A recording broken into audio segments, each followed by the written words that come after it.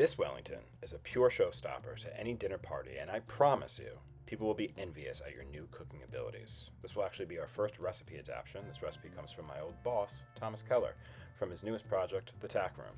Without further ado, let's dive right into this. We're starting with a boned out short rib plate. You can either purchase a 5-bone shorty and bone it out yourself, or request and ask your local butcher to do it for you. Begin by trimming away the heavy sinew and fat from the short rib plate. This works best if your meat is well chilled. You don't have to go too crazy here, as the bath will be doing most of the work for you. More on that in just a minute. Weigh the trimmed shorty in grams on an accurate scale. Then weigh out some kosher salt to 1% of the short rib's weight. Season the short rib with salt to ensure the entire plate is completely covered with the measured amount.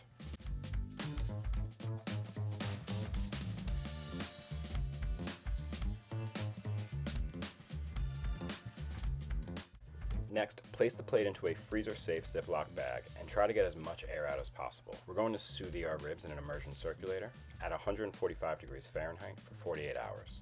Well, what does that mean, Matt? It means I'm using this fancy little heater that you see here. This method allows the meat to cook at a consistent temperature for that period of time without letting it go above a certain degree, meaning our short rib will be incredibly tender as the length and cooking time breaks down the fibers and tenders, but still remains at a medium rare as the water physically can't overcook our meat because of the preset temperature. That makes sense, right? You can see I'm covering the top with plastic wrap to keep as much water in our vessel as possible. We don't want the water to evaporate during our cooking process. This is really only for longer cooking times. There will be a full sous vide video coming soon, I promise, but allow this video to serve as your first intro. Alright, Matt, well, I don't have a circulator and this recipe looks amazing. How do I make it? Alright, let's opt for a more conventional way of doing things. As you can see here, I started with a couple tablespoons of olive oil and I got it ripping hot in a pan before laying down my short rib. I'm looking for that Maillard reaction, the caramelization of proteins, so allow this meat to sit until a nice crust is formed on the bottom. Cover with 1 cup of water, a few garlic cloves, and about a quart of stock. Then stick it in a 300 degree Fahrenheit oven with the lid on. Once tender, about a few hours, remove the meat from the oven and allow the short ribs to cool for about an hour before moving it into the fridge or until ready to use. Now for the brioche. Let's begin with beating the eggs until we get all of our money back, or just mix until smooth and homogeneous. Then whisk in the milk, sugar, and yeast and allow this to rest at room temp for about 10 minutes. This will start the activation process for our yeast. Next, in the bowl of a stand mixer, combine the flour and salt and turn the mixer onto low until thoroughly mixed. Then, at low speed, add the liquid ingredients and continue to mix for about 8 minutes, making sure to stop your mixer and scraping down the sides to ensure that everything is being thoroughly mixed. Honestly, I do this at least 6 or 8 times throughout the entire recipe. Once your dough has come together and starts to form a little bit of gluten, add the butter and continue mixing for another 15 minutes. The dough should absorb all of the butter. If you're new at this, which you probably are, and hats off to you for trying it, I recommend slowly adding the butter in stages and wait to add more butter until the previous butter is fully absorbed. When all of your butter is fully absorbed and the dough seems smooth and elastic, transfer the dough into a lightly oiled bowl, covered tightly with plastic wrap and allow to rest at room temperature for 1 hour. Then lightly press the air out of the dough and rewrap it again in plastic wrap. We're going to refrigerate this overnight.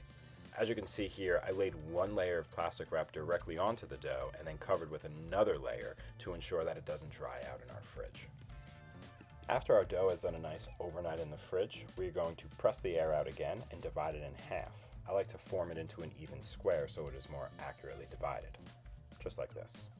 Then dust a flat work surface generously with flour and roll 1/2 of the dough out into a rectangle that is about 12 inches long by 10 inches wide and 3/16 of an inch thick. It helps to keep in mind your final shape while rolling, so don't steer too off track. I know we're making a rectangle here, so I keep using my rolling pin to keep my edges and shape somewhat aligned.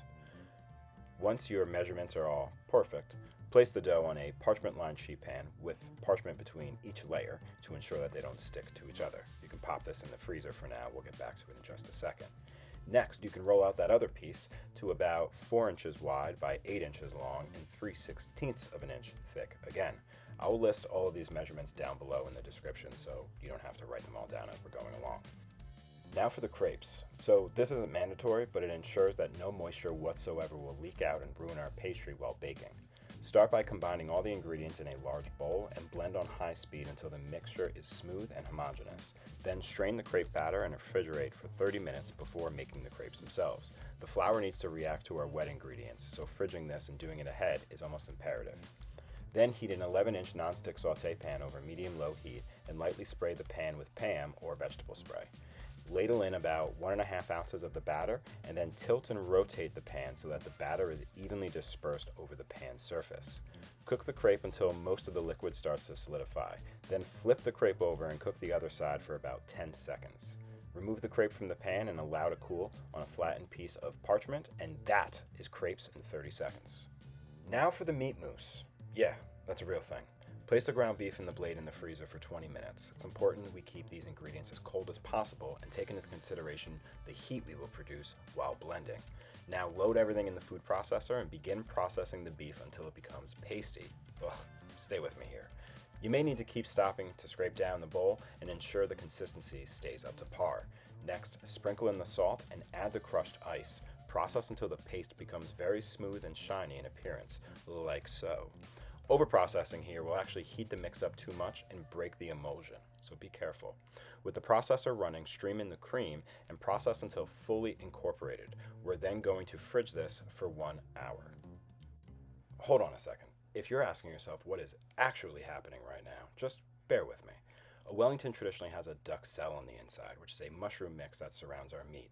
This mix is high in moisture and is always the cause of a soggy crust. We'll be making a farce out of the meat and veggies to ensure that we don't impart too much moisture, and our filling will cook with the pastry, not against it.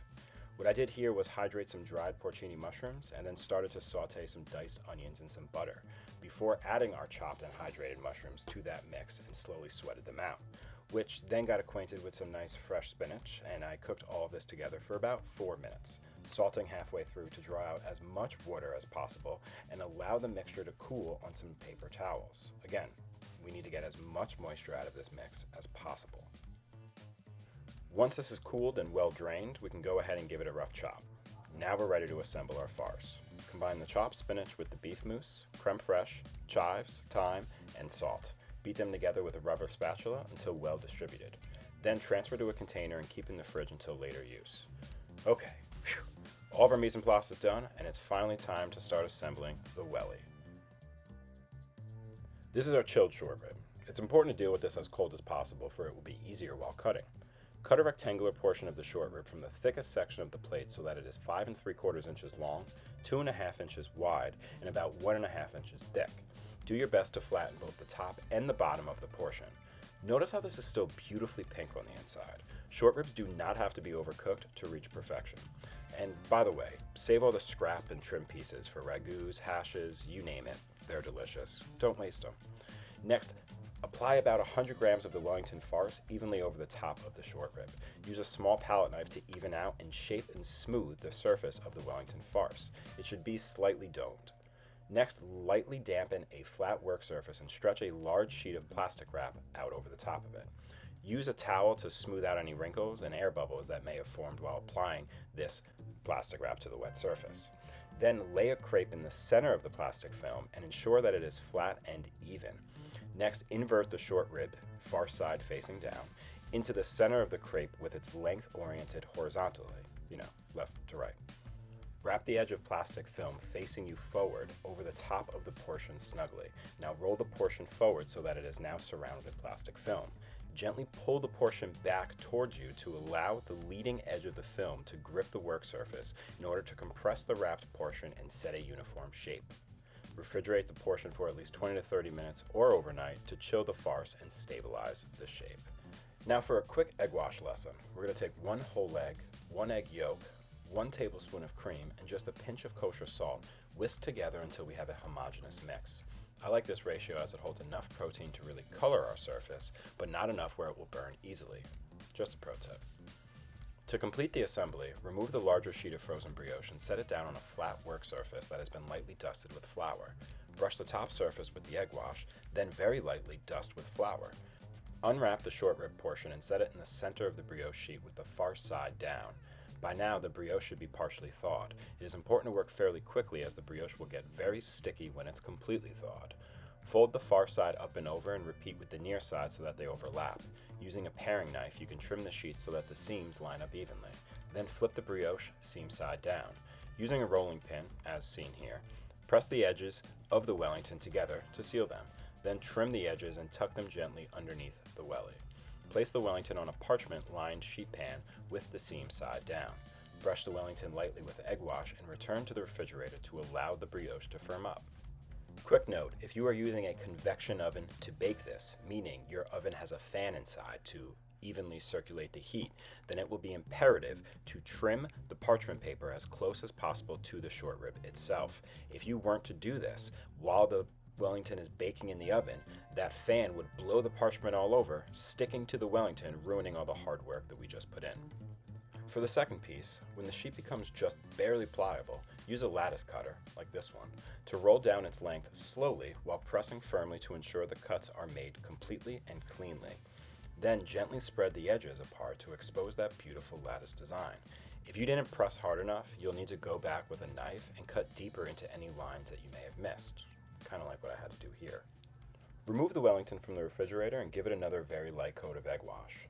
Then trim the length of the lattice to the length of the Wellington, about 6 or 7 inches or so. Wrap the lattice over the Wellington from one edge to the other and carefully tuck in the sides and make sure all of your folds and creases are neat. Brush the finished Wellington one more time with egg wash and let it sit in the refrigerator for up to 6 hours before baking, but no less than 20 minutes. Our brioche will bake more in shape if it is baking from a cold state rather than baking from room temp. If you have some rosemary or thyme leaves, you can get fancy and watch how I decorate all these adorable little windows.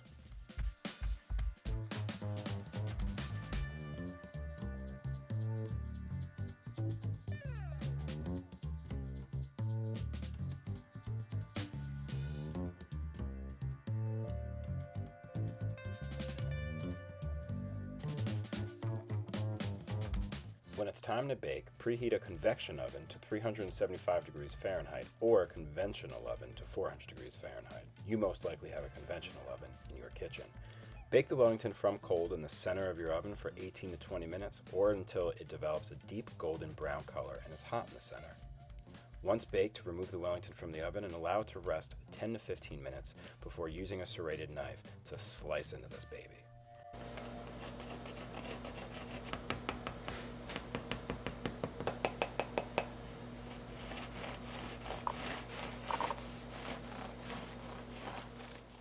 Little drum roll, please. And there you have it. The prettiest little Wellington you ever did see. Tender as can be. The farce is cooked perfectly.